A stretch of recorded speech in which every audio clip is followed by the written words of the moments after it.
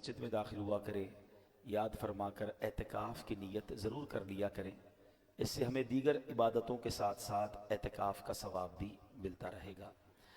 درود پاک پڑھنے کے بے شمار فضائل و برکات ہیں۔ کعبے کے بدر الدجا، طیبہ کے شمس الضحیٰ صلی اللہ تعالیٰ علیہ وسلم کا فرمان عالی شان ہے، اذا نسیتم شیئا فصلوا علی تذکروہ انشاء اللہ تعالی۔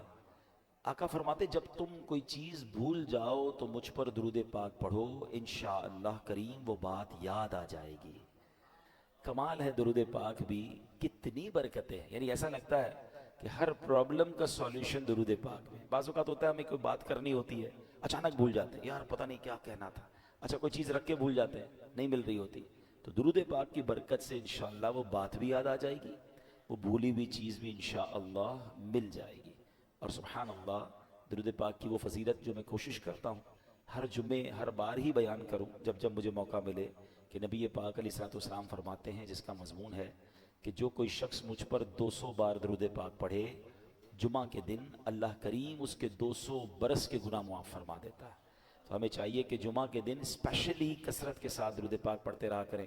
آئیے محبت کے ساتھ بآواز بلند درود پاک پڑھ لیں۔ صلو علی الحبیب صلی اللہ تعالی علی محمد صلی اللہ علیہ وسلم۔ ہمارے جمعہ کے بیان میں ہم کوشش کرتے ہیں قرآن پاک کی کچھ آیتوں کی تلاوت ہو اور قرآن پاک ہی سے متعلق کچھ میسیجز ہم سمجھیں اور سیکھیں۔ آج قرآن پاک کی آیت کون سی ہے؟ آج انشاءاللہ ہم قرآن پاک کی تلاوت بھی کریں گے اور انشاءاللہ عز و جل اس کا ترجمہ اور تفسیر بھی سمجھیں گے۔ پارہ نمبر 11 ہے، سورہ یونس کی آیت نمبر ہے 44۔ اللہ قرآن میں ارشاد فرماتا ہے، بسم اللہ الرحمن الرحیم، ان اللہ لا یظلم الناس شیئا ولکن الناس انفسهم یظلمون۔ ترجمہ، آسان ترجمہ قرآن کنز العرفان، بے شک اللہ لوگوں پر کوئی ظلم نہیں کرتا، ہاں لوگ ہی اپنی جانوں پر ظلم کرتے ہیں۔ اب یہ بڑی کمال کی آیت ہے، انشاءاللہ اس کی تفسیر سنیں گے۔ آج الحمدللہ شعبان المعظم ہمارے درمیان، رات جو ہم نے گزاری وہ شب برات، جہنم سے چھٹکارے کی رات۔ اللہ کریم سے دعا ہے کہ مولا ہم سب کا نام بھی بخشے ہوں میں تحریر فرما دے۔ اب گویا نامہ اعمال کا آج پہلا دن ہے، اس سال کا فرسٹ ڈے ہے، اور نور علی نور یہ ہے کہ آج جمعے کا دن بھی ہے۔ آج بڑے اچھے ارادے کرنے، بڑے اچھی یوں سمجھیے اپنے اندر تبدیلی لانے کا دن بھی ہے کہ پہلا دن جمعے کا، اور اللہ نے ہمیں روزے کی بھی سعادت ہم میں سے بہت ساروں کو بخشی، ہم اللہ کے گھر میں بھی بیٹھے ہیں۔ تو اللہ کرے کہ آج کے بعد جو زندگی ہے ہم گناہوں سے بچ کر اور اللہ کریم کے فرما بردار بندے بن کر گزاریں۔ اب ذرا آیت کے بارے میں سنتے ہیں، ون آف دا امیزنگ آیت، یہ جھنجھوڑنے والی آیت ہے۔ کیا فرمایا؟ ان اللہ لا یظلم الناس شیئا، بے شک اللہ لوگوں پر کوئی ظلم نہیں کرتا۔ یاد رکھیے یہ رب قہار و جبار کی شان ہے کہ وہ کسی پر ظلم نہیں فرماتا۔ ویسے ایک مزے کی بات غور کی جائے تو اللہ کی طرف سے کسی پر ظلم ہو بھی نہیں سکتا۔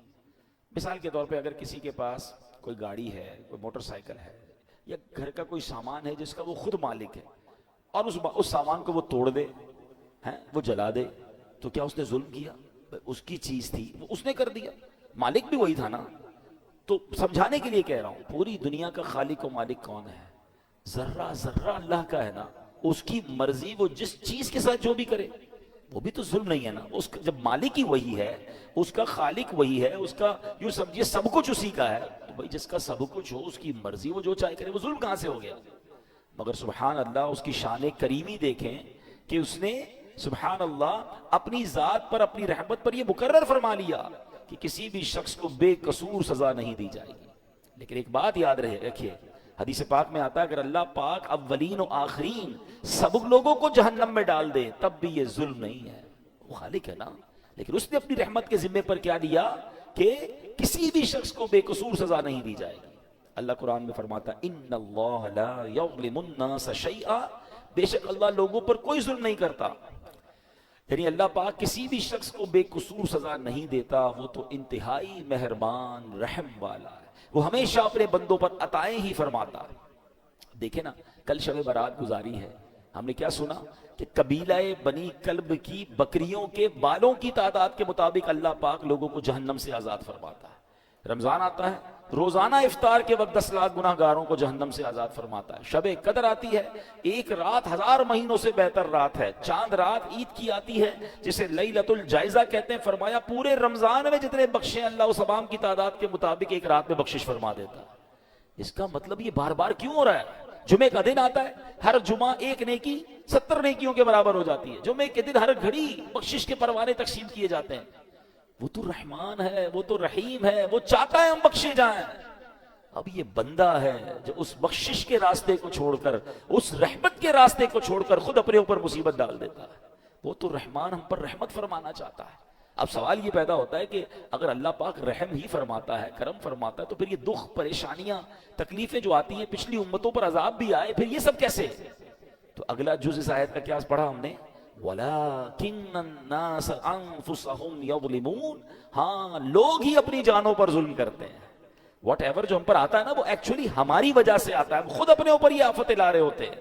اللہ اکبر. یہ بندوں کے اعمال کا بدلہ ہوا کرتا ہے. بندے کفر کرتے ہیں، شرک کرتے ہیں، اللہ کی نافرمانیاں کرتے ہیں، جو احکام دیے جاتے ہیں اس کا الٹ کرتے ہیں، تب انہیں اعمال کا بدلہ دیا جاتا ہے. یہ اپنے ہاتھوں کی کمائی ہے. کہتے ہیں جیسی کرنی ویسی بھرنی. کاش یہ بات ہمیں سمجھ آ جائے. اللہ پاک کے نبی ہیں حضرت موسیٰ علیہ السلام. ذرا سنیے گا یہ واقعہ. یہ جو ہم پر پرابلمز آ رہی ہوتی نا، وہ کہتے ہیں انگریزی کا ایک بڑا کمال کا جملہ ہے، what goes around comes around. آپ جو کر رہے ہوتے ہیں نا اس کا بدلہ آ رہا ہوتا ہے. اچھا کر رہے ہوتے ہیں، کہیں نہ کہیں سے آپ کے ساتھ اچھا ہو رہا ہوتا ہے. بندہ کہتا ہے کمال ہے یار، یہ میرا کام کیسے اچھا ہو گیا، یہ مجھے یار کہتے ہیں کیسے فائدہ ہو گیا، یہ بندہ یوں مجھ پر مہربان کیسے ہو گیا. آپ کو نہیں پتا کچھ عرصہ پہلے آپ نے کسی غریب سے دعائیں لی تھی، آپ نے کوئی اچھا کام کیا تھا، کسی سے مسکرا کر ملے تھے، آپ نے اللہ کو راضی کرنے والا کوئی کام کیا تھا. وہ نیکی کا بدلہ آپ کو کسی اور صورت میں مل رہا ہے. اور یہ جو زیادتیاں، ظلم، لوگوں پر کہتے ہیں نا بربریت کر کے لوگ چل رہے ہوتے، سمجھتے میرا کچھ نہیں بگڑتا. کبھی ان کو اس کی جو سزا ملتی ہے نا، کبھی وہ بچوں میں دیکھتے ہیں، کبھی بیماری میں دیکھتے ہیں، کبھی جناب ان کے ساتھ جب کچھ ہوتا تو بندہ کہتا ہے میں نے کیا کیا. جناب جو پہلے کیا تھا نا، یہ اس کی اب آپ کو سزا مل رہی ہے. اب سنیے، حضرت موسیٰ علیہ السلام نے اللہ سے عرض کی کہ اللہ میں تیرا عدل و انصاف دیکھنا چاہتا ہوں. فرمایا موسیٰ آپ دیکھ نہیں پائیں گے.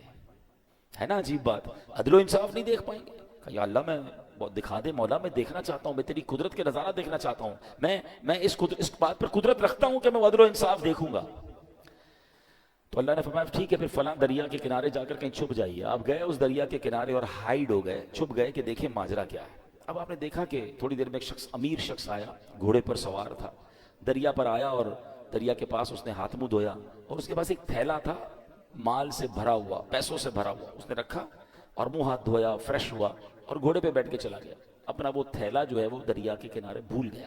ہو جاتا ہے کبھی ہم بھی کہیں جاتے ہیں تو کوئی چیز اچانک بھول جاتے ہیں. اب ایک بچہ آیا، حضرت موسیٰ دیکھ رہے ہیں، بچہ آیا اور اس نے دیکھا کہ تھیلا ہے، پیسے بھرے میں، پیسے اٹھایا، وہ چلا گیا. تھوڑی دیر ہوئی تو ایک اور شخص آیا جو کہ اندھا تھا اور وہ آ کر دریا کے کنارے لیٹ گیا، آرام کرنے لگا. اب اس امیر شخص کو یاد آیا کہ میرا تو تھیلا رہ گیا تھا. وہ ڈھونڈتے ڈھونڈتے دریا پر آیا اور دیکھا ایک شخص لیٹا ہوا ہے اور آنکھیں بھی نہیں ہیں، اندھا ہے. حضرت وہ شخص کہتا ہے تم نے میرا تھیلا دیکھا ہے؟ وہ کہتا ہے حضرت میں نے کہاں سے دیکھا، میں تو اندھا ہوں. کہتا ہے سچ بتاؤ، تمہارے علاوہ کوئی نظر نہیں آ رہا، میرے بہت سارے پیسے تھے، بتاؤ کدھر ہے ورنہ جان سے مار دوں گا. وہ منتیں کرتا رہا، ریکویسٹیں کرتا رہا. وہ شخص نہیں مانا، وہ امیر شخص، اس نے اس اندھے بندے کو قتل کر دیا. حضرت موسیٰ نے کہا یا اللہ یہ کیسا انصاف ہے، اس اندھے نے تو کچھ کیا ہی نہیں، یہ تو لیٹا ہوا تھا، یہ تو آرام کر رہا تھا، اس نے پیسے چوری بھی نہیں کیے، اس کو قتل کر دیا گیا. اللہ اکبر. اب اللہ پاک نے وحی بھیجی. دیکھو اللہ کے راز کیا ہوتے ہیں. فرمایا اے موسیٰ یہی ہمارا انصاف ہے. معاملہ اصل میں یوں ہے کہ وہ جو بچہ تھا نا، اس کا والد اسی امیر شخص کے گھر اس پاس مزدوری کرتا تھا اور اس امیر شخص نے اس کی مزدوری دبائی ہوئی تھی، بہت عرصے سے اس کے پیسے نہیں دے رہا تھا. یہ اتنا ہی مال تھا جتنی اس کے باپ کی مزدوری ملنی تھی. ہم نے کسی اور ذریعے سے اس بچے کو وہ مزدوری پہنچا دی. اور جو بوڑھا تھا یعنی جو اندھا تھا، اس نے اپنی جوانی میں اس امیر شخص کے والد کو قتل کیا تھا. آج اس قتل کے بدلے وہ خود قتل ہو گیا. یوں مزدور کو مزدوری بھی مل گئی اور قاتل کو اس کی سزا بھی مل گئی. ہمیں نہیں پتا ہوتا کسی کے ساتھ کیا ہو رہا ہے، مگر کہیں نہ کہیں what goes around comes around. آپ جو کرتے ہو اس کا بدلہ آپ کو مل رہا ہوتا ہے. کاش یہ بات ہمیں سمجھ آ جائے. ایسا نہیں کہ کوئی بندہ ظلم کر کے کہ بھائی اس کو میں نے خود کسی اور پرانے معاملے کی سزا دے دی. یہ ہمارا کام نہیں ہے، یہ اللہ کے راز ہیں. سورہ کہف پڑھے نا، سورہ کہف میں، ویسے میں بار بار کہا کرتا ہوں، سورہ کہف one of the amazing surahs of Quran ہے، اور اس میں خاص طور پہ جو 3 واقعات ہیں کمال کے واقعات ہیں۔ ویسے بھی ہر جمعہ کو جو سورہ کہف کی تلاوت کرے، عادت ڈالیں اپنی کہ ایک جمعے سے لے کر دوسرے جمعے تک اس کے لیے نور کر دیا جاتا ہے، 10-15 منٹ لگتے ہیں، سورہ کہف کی تلاوت کر لیا کریں۔ تو کہنے کا مقصد یہ ہے کہ فرمایا کہ جب بندہ، اس سورہ کہف میں ایک واقعہ ہے نا، حضرت موسیٰ علیہ السلام اور حضرت خضر علیہ السلام سے جو ملاقات ہوئی، اس میں بڑے عجیب واقعات تھے۔ حضرت موسیٰ حیران ہو گئے تھے، مگر پیچھے اللہ کے راز تھے نا، ہر واقعے کے پیچھے کوئی ریزن تھا۔ تو ہمیں یہ سمجھنا ہوگا کہ ہمارے ساتھ جو پرابلمز ہیں، جو کلیمٹیز ہیں، جو مشکلیں ہیں، جو تنگ دستیاں ہیں، جو ذلت و رسوائی کبھی ہو جاتی ہے، بنایا کام بگڑ جاتا ہے، یہ ایکچولی کہیں نہ کہیں ہمارے اعمال کی سزا ہوتی ہے، یہ ہماری غلطیوں کا ہمیں خمیازہ بھگتنا پڑتا ہے۔ اللہ کسی پر ظلم نہیں کرتا، یہ بات ہمیشہ یاد رکھیے گا۔ مگر افسوس، آج لوگ جب کوئی مشکل آئے تو معاذ اللہ اللہ کی بارگاہ میں شکوے کر رہے ہوتے ہیں، اور بعض اوقات ایسے جملے کہہ دیتے ہیں جو کفریہ جملے ہوتے ہیں۔ اللہ تو ہماری سنتا ہی نہیں ہے، پتہ نہیں ہمارے ساتھ ہی مشکل ہوتی ہے، ہماری تو دعا قبول ہی نہیں ہوتی ہے، پتہ نہیں کیا قصور کر دیا۔ اللہ کے بندے یہ کہہ کیسے سکتے ہو آپ اور میں کہ ہم نے قصور کیا کر دیا؟ صبح و شام قصور کر رہے ہیں، ہم تو سراپا قصور ہیں۔ سچ بات بتاؤں، اگر مجھے اور آپ کو ہمارے اعمال کی سزا ملنا شروع ہو جائے نا تو ہم تو مارے گئے۔ مجھے ایک بات بتائیں، اللہ نے آنکھیں کس لیے دی ہیں؟ کیا آنکھیں اس لیے دی ہیں کہ اس سے حرام دیکھا جائے؟ سچ اللہ کی قدرت اور اس کا انصاف تو یہ ہوتا کہ بندہ حرام دیکھتا تو اندھا کر دیا جاتا۔ بھائی آنکھیں دی تو نہیں تھی نا اس لیے۔ آپ کیا کرتے ہیں اپنے آفس میں؟ آپ نے کسی آفس کے بوائے کو موٹر سائیکل دی یا سفر کے لیے گاڑی دی یا موبائل فون دیا کہ بیٹا یہ کام ہے، تم اس چیز سے یہ کام کرنا، اور آپ کو تھوڑے دنوں بعد پتا چلے کہ جو میں نے فیسلٹی دی ہے وہ اس کام کو تو کر ہی نہیں رہا، میری فیسلٹی کو یوز کر رہا ہے مگر میرا کام تو کر نہیں رہا۔ آپ کیا کہیں گے؟ بھائی گاڑی واپس دو، موٹر سائیکل واپس، جب تم وہ کام ہی نہیں کر رہے میں جس چیز کے لیے میں نے تمہیں دی، تو پھر کس بات کی تمہیں یہ سب فیسلٹی دوں؟ اللہ نے آنکھیں حرام دیکھنے کے لیے نہیں دی تھی، آنکھیں حرام دیکھتی وہ واپس لے لیتا نا، کان حرام سنتے تو بہرے ہو جاتے، ہاتھ ظلم کے لیے اٹھتے تو ہاتھ کٹ کر گر جاتا، پیر حرام کی طرف جاتا، اللہ کی نافرمانی کی طرف جاتا، میں اور آپ لنگڑے ہو جاتے۔ ارے وہ تو سزا دے ہی نہیں رہا، بہت تھوڑی میں جان چھوٹ رہی ہے، اور بندہ کہتا ہے پتہ نہیں کیا قصور کر لیا۔ اس سے پوچھو بھائی نماز 5 ٹائم پڑھتے ہو؟ نہیں وہ تو کبھی کبھی قضا ہو جاتی ہے۔ پھر کہتے ہو کیا قصور کر لیا؟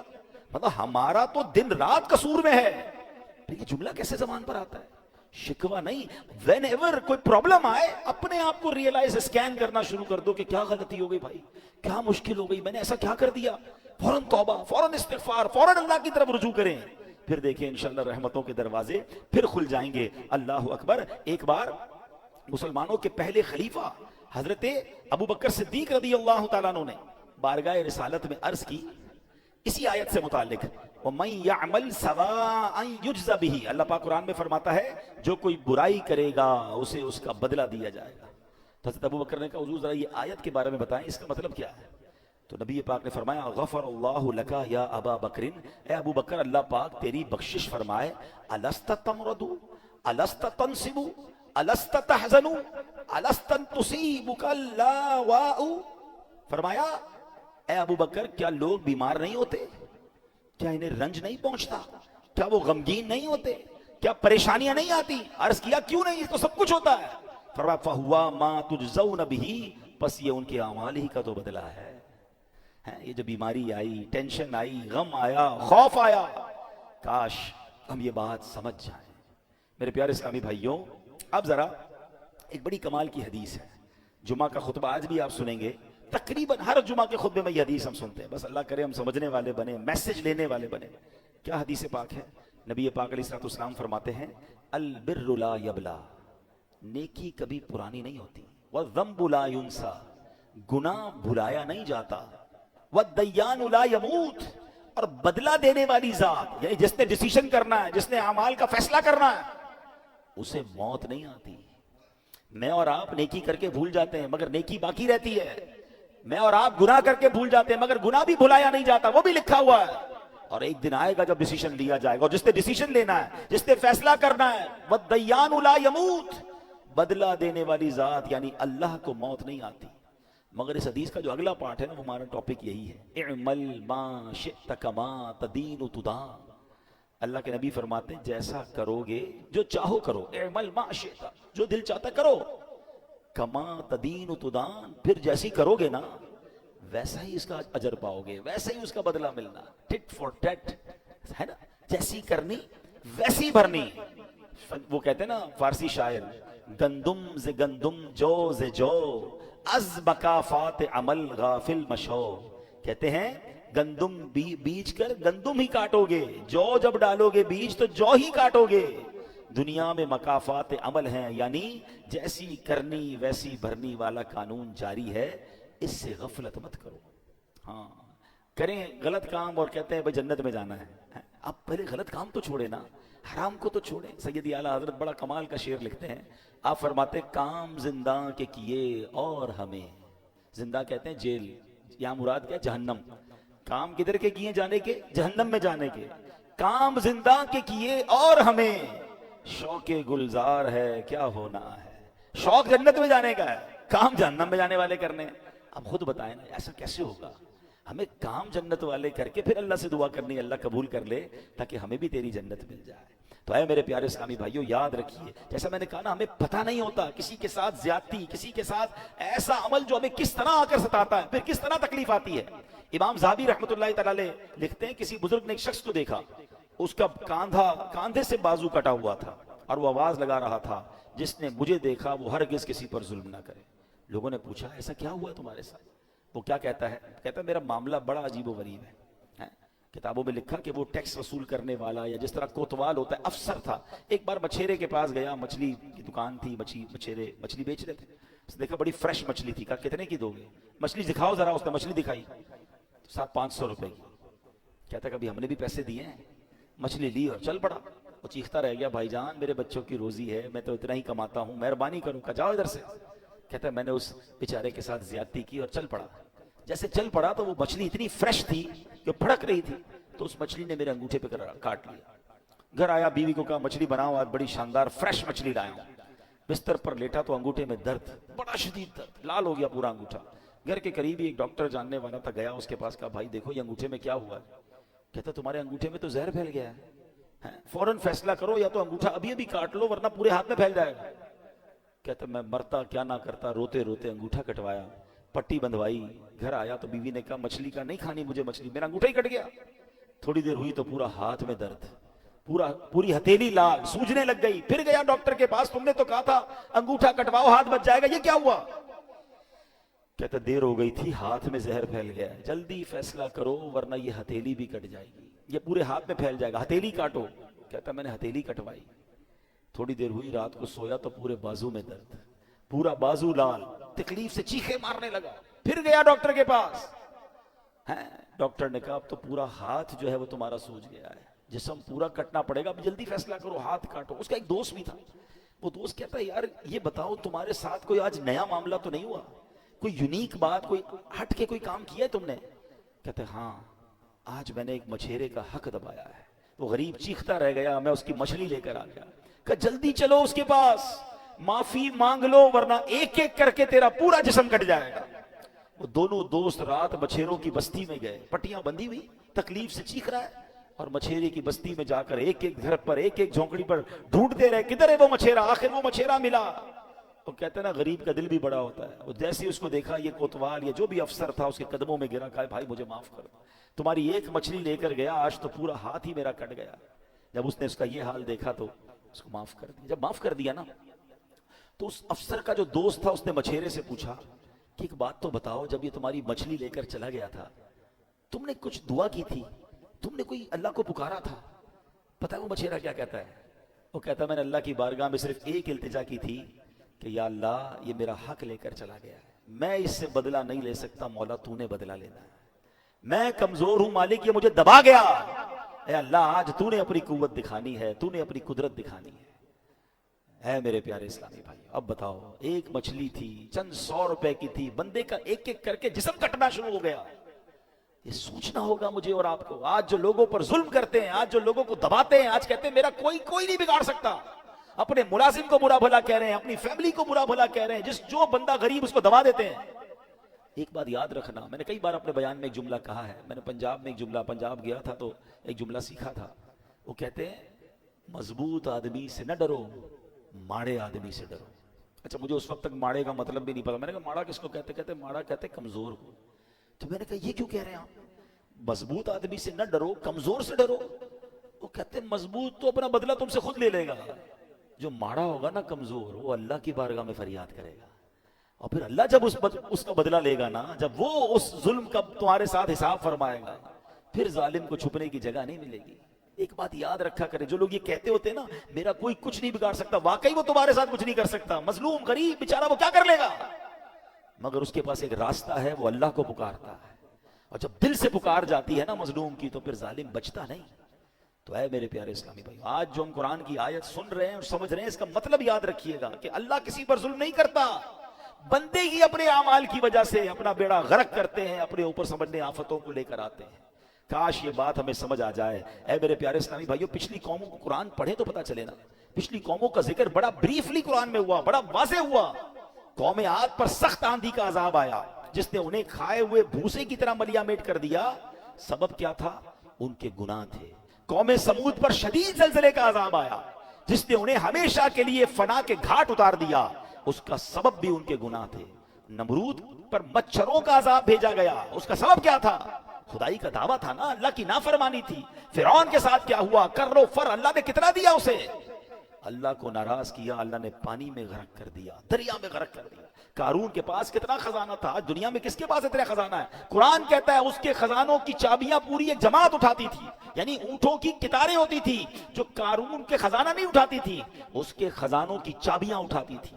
نافرمانی کی، زکوٰۃ سے انکار کیا، اللہ کے فیصلوں کے خلاف چلا، خزانے سمیت دھسا دیا گیا۔ یہ سارے واقعات قرآن میں موجود ہیں، جو پکار پکار کر کہہ رہے ہیں کہ رب کو ناراض مت کر بیٹھنا ورنہ پھر بربادی ہے۔ اللہ اکبر۔ امام حسن بصری رحمۃ اللہ تعالی علیہ فرمایا کرتے تھے، اے ابن آدم تیری ہلاکت ہو، کیا تو اللہ پاک سے مقابلہ کرنا چاہتا ہے؟ اللہ سے مقابلہ کون کر سکتا ہے؟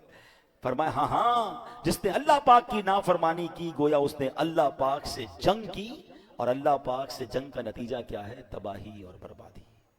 اے میرے پیارے اسلامی بھائی، گناہوں سے توبہ کر لیجئے۔ بڑا پیارا دن ہے، 15 شعبان کا دن ہے، نامہ اعمال کا پہلا دن ہے، اللہ سے دوستی کا دن ہے۔ جو ہو گیا اس سے معافی مانگ لو، وہ بڑا کریم ہے، وہ معاف فرمانے والا۔ اللہ کے نبی، آخری نبی علیہ السلام فرماتے کل بنی آدم خطاء وخیر الخطائین التوابون۔ آقا فرماتے ہر آدمی سے خطا ہو جاتی ہے، اور بہترین خطا کار وہ ہے جو توبہ کر لے۔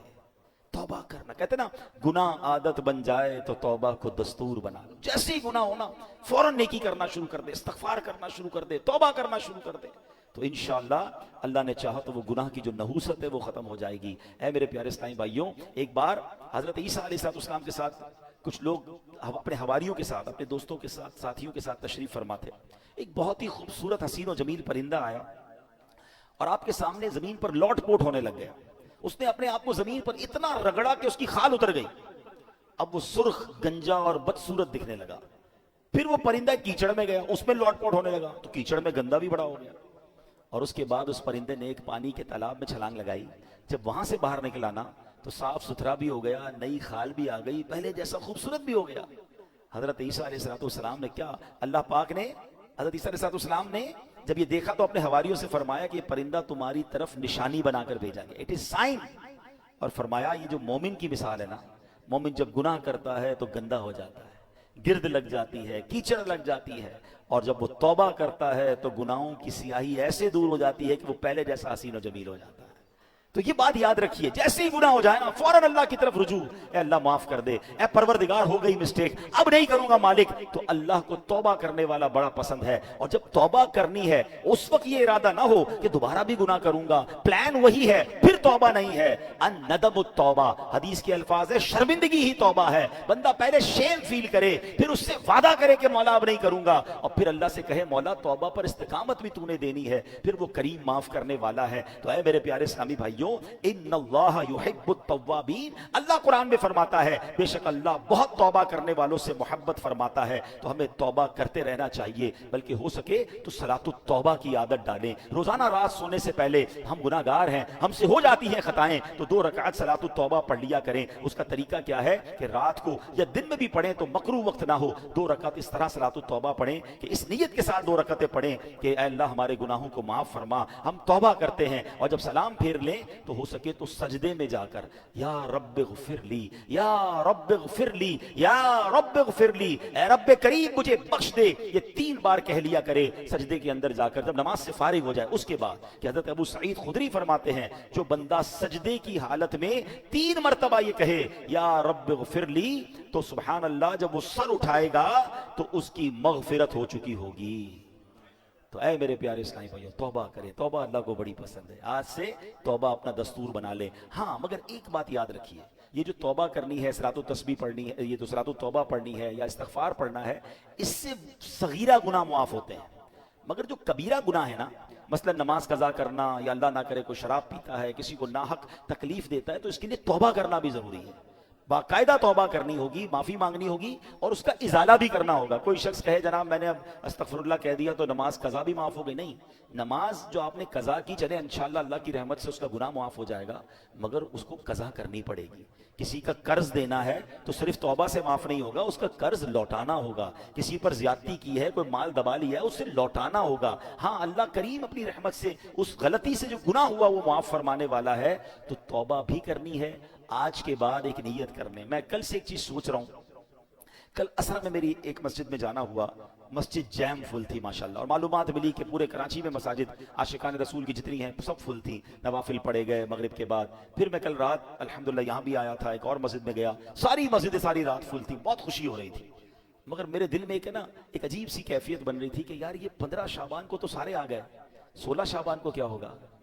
کیا ہم صرف 15 شعبان کے لیے مسلمان؟ اب رمضان میں بھی یہی ہوگا, رمضان کا چاند دکھے گا تو ماشاءاللہ مسجدیں فل ہونا شروع ہو جائیں گی, پھر تھوڑے دنوں بعد کم ہونے لگ جاتے ہیں نمازی, پھر تاکراتوں میں آ جاتے ہیں. ایسا کیوں کرتے ہیں؟ مجھے ایک بات بتائیں, آپ جب بڑی راتوں میں, بڑے دنوں میں, مقدس ایام میں مسجد میں آتے, سچ بتاؤ دل کو سکون ملتا ہے کہ نہیں ملتا؟ راحت ملتی ہے کہ نہیں ملتی؟ کتنی اللہ کی رحمت ہوتی ہے یار. تو پھر اس کی عادت بناؤ نا.